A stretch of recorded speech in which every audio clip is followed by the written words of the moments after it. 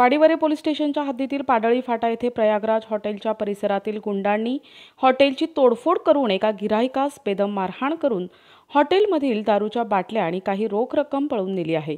तरी पोलिसांनी सदर आरोपींना पकडून योग्य ती कारवाई करावी अशी मागणी हॉटेल चालकांनी केली आहे।